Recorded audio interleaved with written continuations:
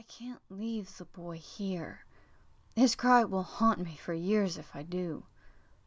I swallow. If I take Piggy and the lady by surprise, I might be able to fell them both and free the boy. It's chancy, but I must risk it. Don't goad him so. The woman holds up a hand to stop the other man. Adept Treagle certainly knows better than to fail us again. The boy, Treagle, staggers to his feet and leaves Russell as he stumbles. Their attention is on him. Now is my moment, but I hesitate, branch raised like a sword. Why isn't he trying to escape? His cloak matches theirs, I realize belatedly. They're together? Then why are they beating him? His light brown skin is drained of blood, but when he raises his hand, a feeble flame bursts to life. My breath catches in my throat. He's a torture. What of the other two, though? My body is afire with the urge to flee, but I resist. I have to know how many elementals are inflicting themselves upon Evelyn. I take a chance and lean out from my tree, hoping they don't spot me, but needing a clearer view. The fire in the boy's hand has flickered out. His mouth firms, forcing blood into his lips. I feel like I can't breathe, yet my chest rises and falls unerringly. Treagle's hand waves toward his stout companion, and pellets of fire held down around them. My suspicion that Piggy is another elemental is confirmed when he dances through the flaming rain to send a stream of fire spiraling toward Treagle. It scorches through the air in a roar, a lion of flame.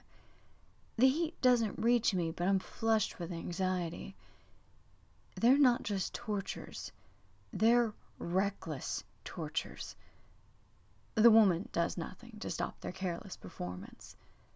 What do they think they're playing at, practicing where anyone can see them? Surely they know the tales of elementals, mothers and fathers, young women and men, spirited away in the night and borne off to Egria's capital to be trained for conscription in the king's army. Why would they risk that?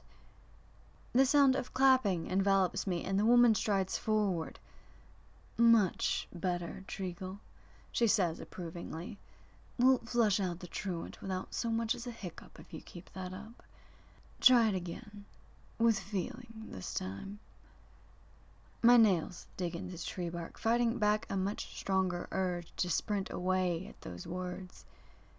A truant elemental? In my village.